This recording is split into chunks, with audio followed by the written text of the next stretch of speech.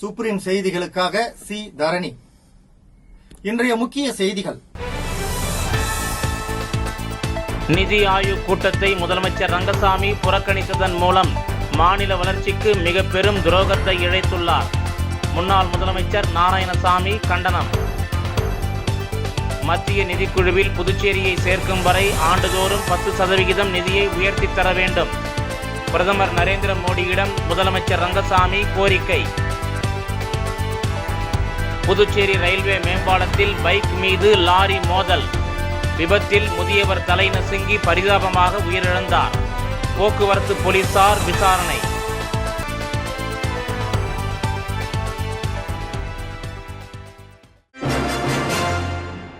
நிதி ஆயோக் கூட்டத்தை முதலமைச்சர் புறக்கணித்ததன் மூலம் மாநில வளர்ச்சிக்கு மிக பெரும் துரோகத்தை முதலமைச்சர் ரங்கசாமி இழைத்துள்ளார் என்று புதுவையின் முன்னாள் முதலமைச்சர் நாராயணசாமி கண்டனம் தெரிவித்துள்ளார். புதுச்சேரி முன்னாள் முதலமைச்சர் நாராயணசாமி வெளியிட்டுள்ள வீடியோ பதிவில், பிரதமர் நரேந்திர மோடி தலைமையில் நிதி ஆயோக் கூட்டம் டெல்லியில் நடைபெற்றது. இந்த கூட்டத்தில் இந்தியாவில் உள்ள அனைத்து மாநில முதலமைச்சர்களும் பங்கேற்று தங்கள் மாநிலத்திற்கு தேவையான திட்டங்கள், நிதி, வளர்ச்சி திட்டங்கள் குறித்து தங்கள் கருத்துக்களை பதிவு செய்துள்ளனர்.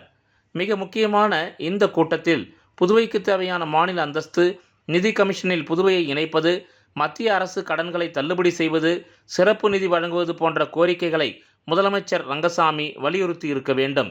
ஆனால் இந்த கூட்டத்தில் முதலமைச்சர் ரங்கசாமி பங்கேற்கவில்லை. இதற்கு அரசியல் காரணங்கள் இருக்கலாம். என்ஆர் காங்கிரஸ், பாஜகவுக்கு உள்ள விரிசலால் ரங்கசாமி டெல்லிக்கு செல்லவில்லையா? பிரதமர் கூட்டத்தை ரங்கசாமி புறக்கணிக்க முடிவு செய்துள்ளாரா என தெரியவில்லை. ஆனால் மாநில வளர்ச்சிக்காக பேச வேண்டிய சிறந்த வாய்ப்பை ரங்கசாமி இழந்துவிட்டார் என்று முன்னாள் முதலமைச்சர் நாராயணசாமி குற்றஞ்சாட்டினார். புதுவை மாநில வளர்ச்சிக்கு ரங்கசாமி மிக பெரும் துரோகத்தை இழைத்துள்ளார் என்றும் குறிப்பிட்டார். ரங்கசாமி கட்சி தொடங்கியது முதல் மாநில அந்தஸ்து பெறுவோம் என கூறி வருகிறார். மத்தியில் உள்ள மோடி அரசு கோரிக்கையை நிராகரித்துள்ளது. நிதி ஆயோக் கூட்டத்தில் ரங்கசாமி அழுத்தம் கொடுத்து புதுவைக்கு மாநில அந்தஸ்து பெற முயற்சி செய்திருக்கலாம். முதலமைச்சர் இந்த கூட்டத்தில் பங்கேற்று பேசியிருந்தால் பிரதமர் நரேந்திர மோடி பதில் கூறியிருப்பார். நல்ல வாய்ப்பை ரங்கசாமி தவறவிட்டுள்ளார். இது மிகவும் துரதிருஷ்டவசமானது. பாஜகவை புறக்கணிக்க தனது எதிர்ப்பை வெளிப்படுத்தும் நோக்கத்தில் கூட்டத்தை புறக்கணித்து ரங்கசாமி தெரிவித்துள்ளார். இந்த கூட்டத்தில் எதிர்ப்பை பதிவு செய்யும் கூட்டம் அல்ல, மாநில பிரச்சனைகளை எழுப்ப வேண்டிய கூட்டம். புதுச்சேரி மக்கள் மத்தியில் இந்த கூட்டத்தில் பங்கேற்காததற்கு பகிரங்கமாக மன்னிப்பை ரங்கசாமி கோர வேண்டும். ஒரு கூட்டத்துக்கும் ரங்கசாமி செல்வதில்லை. புதுவை மாநில வளர்ச்சிக்கு ரங்கசாமி உறுதுணையாக இல்லை. புதுவை மக்கள் இதை புரிந்து கொள்ள வேண்டும். என்ஆர் காங்கிரஸ், பாஜக ஆட்சி ஆரம்பத்திலேயே மக்களுக்கு துரோகம் இழைத்துள்ளது. ரங்கசாமி நிதி ஆயோக் கூட்டத்தில் பங்கேற்காதது கண்டனத்துக்கு உரியது என்று அவர் கூறினார். மத்திய நிதிக்குழுவில் புதுச்சேரியை சேர்க்கும் வரை ஆண்டுதோறும் 10% நிதியை உயர்த்தி தர வேண்டும் என பிரதமரிடம் முதலமைச்சர் ரங்கசாமி கோரிக்கை விடுத்துள்ளார். மத்திய நிதி கமிஷனில் புதுச்சேரியை சேர்க்கும் வரை புதுச்சேரிக்கு மத்திய அரசின் நிதி உதவியை ஆண்டுதோறும் 10% உயர்த்தி தர வேண்டும் என முதலமைச்சர் ரங்கசாமி வலியுறுத்தியுள்ளார். பிரதமர் மோடி தலைமையில் டெல்லியில் நடைபெற்ற நிதி ஆயோக் கூட்டத்தில் முதலமைச்சர் ரங்கசாமி கலந்து கொள்ளவில்லை. அதற்கு பதிலாக முதலமைச்சர் ரங்கசாமி புதுச்சேரி அரசு சார்பில் நிதி நிர்ணய அறிக்கையை கூட்டத்தில் தாக்கல் செய்துள்ளார். அதில் கூறுகையில், தேசிய அளவில் ஏற்பட்டு வரும் மிகப்பெரிய மாற்றங்களுக்கு ஏற்ப பிரதமரின் விக்சித் பாரத் 2047 என்ற தொலைநோக்கு பார்வையை செயல்படுத்தும் வகையில் புதுச்சேரி யூனியன் பிரதேசம் தனது செயல்பாடுகளை தேசிய பொது வளர்ச்சி இலக்குகளுடன் ஒருங்கிணைக்க தொடங்கியுள்ளது. புதுச்சேரியில் 2 புதிய சிறப்பு பொருளாதார மண்டலங்களை அமைப்பதற்கு ஒப்புதல் அளித்ததற்காக பிரதமருக்கு தான் நன்றியை தெரிவித்துக் கொள்கிறேன் என்று கூறியுள்ள அவர், இவற்றில் தகவல் தொழில்நுட்பம் சார்ந்த சேவைகளுக்கான சிறப்பு பொருளாதார மண்டலம் உழவர்கரை நகராட்சியால் உருவாக்கப்பட உள்ளது என்றும், தனிநபர் நிகர மாநில உள்நாட்டு உற்பத்தியை பொறுத்தவரை அகில இந்திய அளவில் 11வது இடத்திலும் உள்ளது. 2025-2026 நிதியாண்டுக்கான நிதி ஒழுக்கத்தை பொறுத்தவரை நிதி பொறுப்பு பட்ஜெட் மேலாண்மை சட்டத்தின் வரம்புகளுக்குள் அது மிக சிறப்பாக பராமரிக்கப்படுகிறது என்றும், வளர்ந்த புதுச்சேரியை உருவாக்குவதில் கல்வியே அடிப்படை தகுதி என்று கருதி மனிதவள மேம்பாட்டை புதுச்சேரி முன்னிறுத்துகிறது. புதுச்சேரி வலுவான கல்வி உள்கட்டமைப்பை கொண்டுள்ளது. புதுச்சேரியின் தற்போதைய எழுத்தறிவு விகிதம் 92.7% இருக்கிறது. 100% எழுத்தறிவை உறுதி செய்வதை அரசு இலக்காக கொண்டுள்ளது. 2024, 2025ஆம் ஆண்டில் அரசு பள்ளிகளைச் சேர்ந்த 158 மாணவர்கள் நீட் தேர்வில் தேர்ச்சி பெற்றனர். இவர்களில் 77 மாணவர்கள் 10% அரசு இட ஒதுக்கீட்டு பிரிவின் கீழ் MBBS இடங்களை பெற்றுள்ளனர். விளையாட்டு பயிற்சிக்கு ஒரு தேசிய சிறப்பு மையம் அமைப்பதற்கான முன்மொழிவுக்காக இலவசமாக நிலத்தை வழங்க தனது அரசு உறுதியளித்துள்ளது. புதுச்சேரியில் சரக்கு மற்றும் சேவை வரி நடைமுறைப்படுத்தப்பட்ட பிறகு வரிகள் மூலம் கூடுதல் வருவாயை திரட்டுவதற்கான வாய்ப்புகள் மிகவும் குறைவாகவே உள்ளன. இங்கு இயற்கை வளங்கள் ஏதுமில்லை. எனவே கூடுதல் வருவாயை ஈட்டுவதற்கான வாய்ப்பும் இல்லை. யூனியன் பிரதேசத்தின் தற்போதைய நிதி ஆதாரங்களை கொண்டு தற்போதைய உள்கட்டமைப்பு தேவைகளை முழுமையாக நிறைவேற்ற இன்னும் 20 ஆண்டுகள் ஆகலாம். அடுத்தடுத்து அமைக்கப்பட்ட நிதி குழுக்களின் குறிப்பு வரம்புகளில் புதுச்சேரி யூனியன் பிரதேசம் இடம்பெறவில்லை. இதனால் கடந்த காலங்களில் நிதிக்குழுவின் பரிந்துரைகளின் அடிப்படையில் நிதி பகிர்வு வழங்கப்படவில்லை. நிதி பொறுப்பு மற்றும் பட்ஜெட் மேலாண்மை விதிமுறைகள் உள்ளிட்ட நிதி சீர்திருத்தங்களை செயல்படுத்துவதில் புதுச்சேரி யூனியன் பிரதேசம் மாநிலங்களுக்கு இணையாகவே நடத்தப்பட்டு வருகிறது. விக்சித் புதுச்சேரி என்பதற்கான வலுவான அடித்தளத்தை அமைக்கும் வகையில் புதுச்சேரிக்கு ஒரு சிறப்பு தொகுப்பு திட்டத்தின் கீழ் போதுமான நிதியை வழங்க வேண்டும். மத்திய நிதிக்குழுவின் வரம்பிற்குள் புதுச்சேரி யூனியன் பிரதேசத்தை சேர்க்க வேண்டும். கடந்த 2007ஆம் ஆண்டு புதுச்சேரி பொது கணக்கை நிர்வகித்து வரும் சட்டமன்றத்துடன் கூடிய முதல் யூனியன் பிரதேசத்தை மத்திய நிதிக்குழுவின் வரம்புக்குள் சேர்க்க வேண்டும். கடந்த 2022ஆம் ஆண்டு ஜனவரி மாதம் 30ஆம் தேதி சரக்கு மற்றும் சேவை வரி இழப்பீடு நிறுத்தப்பட்டதால் ஏற்பட்ட நிதி நெருக்கடியை சமாளிக்க வேண்டியுள்ளது. புதுச்சேரியை நிதிக்குழுவில் சேர்க்கும் வரை மத்திய நிதி உதவி 10% உயர்த்தி அளிக்க வேண்டும். விக்சித் பாரத் 2047 இலக்கை அடைவதற்கான முயற்சிகளுக்கு இந்திய அரசு அளித்து வரும் ஆதரவுக்கு புதுச்சேரி யூனியன் பிரதேசம் நன்றியை தெரிவித்துக் கொள்கிறது என்று அவர் குறிப்பிட்டுள்ளார். புதுச்சேரி ரயில்வே மேம்பாலத்தில் பைக் மீது லாரி மோதிய விபத்தில் முதியவர் தலைநசுங்கி பரிதாபமாக உயிரிழந்தார். இதுகுறித்து வடக்கு போக்குவரத்து போலீசார் விசாரணை மேற்கொண்டு வருகின்றனர். புதுச்சேரி 100 அடி ரோடு ரயில்வே மேம்பாலத்தில் புதுவையில் இருந்து லாரி ஒன்று கடலூர் நோக்கி சென்று கொண்டிருந்தது. அப்போது முன்னால் சென்ற பைக் மீது எதிர்பாராத விதமாக மோதியது. இதில் பைக்கில் வந்த முதியவர் கீழே விழுந்தபோது திடீரென லாரியின் சக்கரம் அவரது தலையின் மீது ஏறி இறங்கியது. இதில் அவர் சம்பவ இடத்திலேயே பரிதாபமாக உயிரிழந்தார். தொடர்ந்து லாரி ஓட்டுநர் விபத்தை ஏற்படுத்திவிட்டு நிற்காமல் வேகமாக சென்றபோது மற்ற வாகன ஓட்டிகள் மற்றும் பொதுமக்கள் அவரை பின்தொடர்ந்து சென்று முருங்கப்பாக்கம் சந்திப்பு அருகே மடக்கி பிடித்து தாக்க முயன்றனர். ஆனால் லாரி ஓட்டுநர் விபத்து நடந்ததே தெரியவில்லை என பதில் அளித்ததாக கூறப்படுகிறது. இதையடுத்து பொதுமக்கள் லாரி ஓட்டுநரை பிடித்து காவல் நிலையத்தில் ஒப்படைத்தனர்.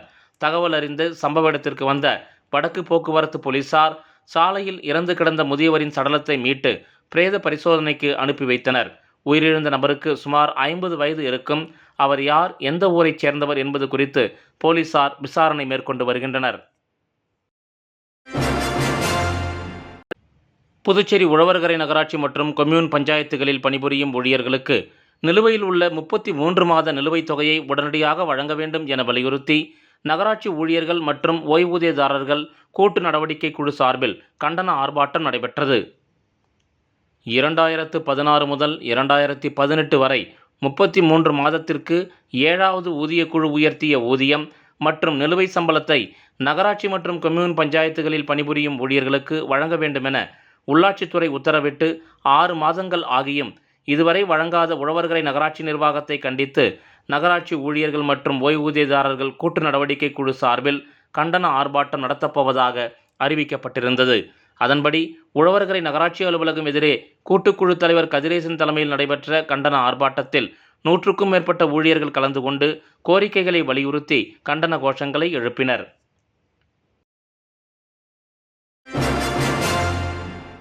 உருளையன்பேட்டை அங்கன்வாடி மையங்களில் நலத்திட்ட உதவிகளை நேரு MLA வழங்கினார்.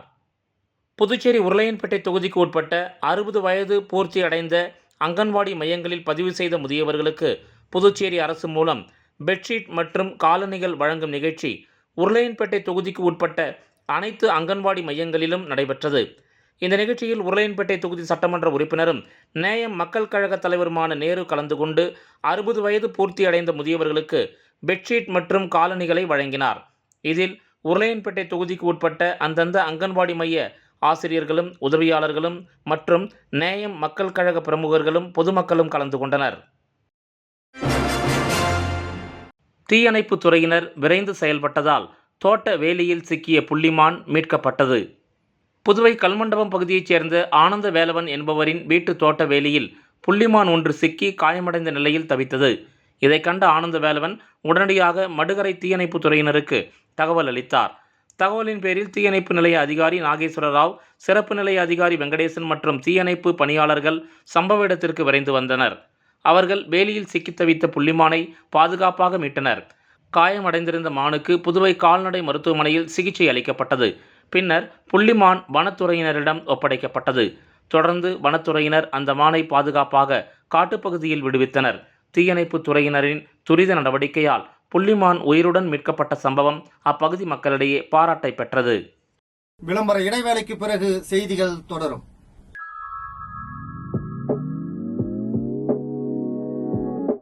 ஜோசாலுகாஸில் இயர் எண்ட் சேல் வந்தாச்சு. தங்க நகைகளுக்கான சேதார கட்டணத்தில் பிளாட் 50% தள்ளுபடி பெறுங்கள்.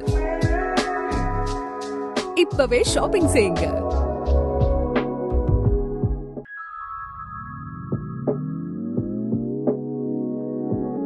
ஜோசாலுகாஸில் இயர் எண்ட் சேல் வந்தாச்சு.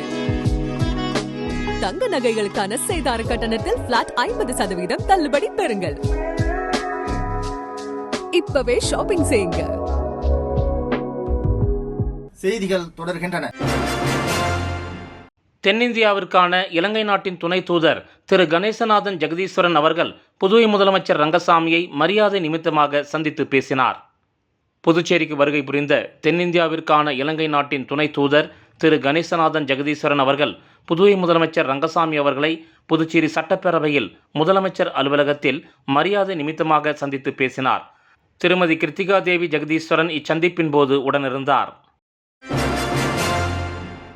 புதுச்சேரி பிஜேபியில் பிரச்சார குழு தலைவராக பதவி வகித்து வந்த பிரபல நடிகர் பாண்டி ரவி பிஜேபி அடிப்படை உறுப்பினர் மற்றும் தனது பொறுப்பில் இருந்து விலகுவதாக தெரிவித்துள்ளார். இதுகுறித்து இன்று செய்தியாளர்களை சந்தித்த பாண்டி ரவி 1987ஆம் ஆண்டு முதல் புதுச்சேரி பாரதிய ஜனதா கட்சியில் தான் பயணம் செய்து வந்ததாகவும், ஆனால் சில தவிர்க்க முடியாத காரணங்களால் பாஜக அடிப்படை உறுப்பினர் மற்றும் பிரச்சார குழு தலைவர் பதவியிலிருந்து விலகுவதாக தெரிவித்தார். தொடர்ந்து பேசிய அவர், புதுச்சேரியில் பாரதிய ஜனதா கட்சியே இல்லாத நிலையில் 1987ஆம் ஆண்டு தனது தந்தை சிவராமன் தான் முதல் தேசிய செயற்குழு உறுப்பினராக இருந்தார். அவர் காலத்திலிருந்தே பிஜேபியில் பயணம் செய்து வந்ததாக குறிப்பிட்ட அவர், கடந்த 6 ஆண்டுகளுக்கும் மேலாக பிரச்சார குழு தலைவராக இருந்திருக்கிறேன். சில நிர்பந்தத்தின் காரணமாக தனது பதவியிலிருந்து விலகினாலும் தனது அரசியல் பயணம் தொடரும் என்று குறிப்பிட்டார். உள்ளூர் குலம் தீர்த்த குலம் ஆகாது என்று சொல்வார்கள். அதுபோன்று தன்னுடைய தகுதியையும் தனி திறமையையும் வெளி உலகத்திற்கு கொண்டு வர வேண்டும் என்ற அடிப்படையில் பிஜேபியிலிருந்து வெளியேறுவதாக தெரிவித்த அவர், தன்னுடைய தகுதியையும் திறமையையும் பாரதிய ஜனதா கட்சி முழுமையாக பயன்படுத்தி கொள்ளவில்லை என்று குற்றஞ்சாட்டினார். தமிழகத்தில் உள்ள 10 கோடி பேரில் 7 கோடி பேருக்கும் புதுச்சேரியில் உள்ள 10 லட்சம் பேரில் 7 லட்சம் பேருக்கும் தன்னை அடையாளம் தெரியும் என்று தெரிவித்த அவர், அப்படிப்பட்ட தன்னை பாரதிய ஜனதா கட்சி முழுமையாக பயன்படுத்தி கொள்ளவில்லையே என்ற வருத்தம் தனக்கு உள்ளதாகவும் அவர் குறிப்பிட்டார். தனக்கு கொடுத்த பிரச்சார குழு தலைவர் பதவியை தேர்தல் நேரத்தில் இரவு பகல் பார்க்காமல் காலை முதல் இரவு வரை அனைத்து தொகுதிகளிலும் பிரச்சாரம் மேற்கொண்டு கடுமையாக உழைத்திருக்கிறேன் என்று அவர் குறிப்பிட்டார். மேலும் அண்ணாமலை என்பது பாரதிய ஜனதா கட்சிக்கு கிடைத்த ஒரு பொக்கிஷம். அவரை பாஜக முழுமையாக பயன்படுத்தி கொள்ளவில்லை. இன்று அவர் கட்சியை விட்டு வெளியே சென்றால் ஏதும் பாதிப்பு இல்லை என்று கூறுகிறார்கள். இது தவறான ஒன்று என்றும், 2 மாநிலங்களில் ஆளுநராக இருந்த தமிழிசை அண்ணாமலை வெளியே சென்றதால் எந்த பாதிப்பும் இல்லை என்று கூறுகிறார். இது தவறான விஷயம் என்று அவர் மேலும் குறிப்பிட்டார். டாஸ்மாகில் பாட்டிலுக்கு 10 ரூபாய் என்று அதிமுக திமுக என்ற 2 அரசாங்கமும் வாங்கியுள்ளது. ஆனால் ஊழலில்லாத ஒரு மாற்று ஆட்சி அமைக்க வேண்டும் என்பதுதான் அண்ணாமலையின் விருப்பம். கொள்கை கோட்பாடுகளை ஏற்றுக்கொண்டு ஒரு நிர்வாகிகளை உருவாக்குவது என்பது சாதாரண விவகாரம் அல்ல. கட்சிக்காக உழைப்பவர்களுக்கு சரியான அங்கீகாரம் கிடைக்கவில்லை என்பதுதான் உண்மை என்றும் அவர் குறிப்பிட்டார். தன்னுடைய தகுதிக்கும் திறமைக்கும் எங்கு அங்கீகாரம் கிடைக்கிறதோ அந்த இடத்தில் தன்னுடைய அரசியல் பயணம் தொடரும் என்றும் அவர் கூறினார். மாநில ஊரக வளர்ச்சித்துறை மற்றும் இந்தியன் வங்கி இணைந்து இளைஞர்களுக்கு நிரந்தர திறன் வளர்ப்பு பயிற்சி மைய கட்டடம் கட்ட ஒப்பந்தம் கையெழுத்தாகியுள்ளது. புதுச்சேரி அரசின் ஊரக வளர்ச்சித்துறையும் இந்தியன் வங்கியின் சுய வேலைவாய்ப்பு பயிற்சி நிறுவனமும் இணைந்து கிராமப்புறத்தில் உள்ள இளைஞர்கள் மற்றும் பெண்களின் நிலையான பொருளாதார உயர்வுக்கு வழிகோலும் விதமாக திறன் வளர்ப்பு பயிற்சி மூலமாக அவர்களின் பொருளாதார நிலையை உயர்த்தும் வகையில் கிராமப்புற இளைஞர்களுக்கு பல்வேறு வேலைவாய்ப்பு திறன் வளர்ப்பு பயிற்சி அளித்து வருகிறது. இதுவரை புதுச்சேரி மாநிலத்தில் இத்தகைய பயிற்சி வகுப்புகள் வாடகை கட்டிடத்தில் நடைபெற்று வந்தது. தற்போது புதுச்சேரி அரசு இப்பயிற்சி வகுப்புகள் அனைத்தும் நிரந்தரமாக சொந்த கட்டிடத்தில் நடைபெறும் விதமாக ஊரக வளர்ச்சித்துறைக்கு சொந்தமான 1 ஏக்கர் நிலத்தை இதற்காக பிரத்யேகமாக ஒதுக்கீடு செய்து அதிகாரப்பூர்வ ஆணை பிறப்பித்துள்ளது.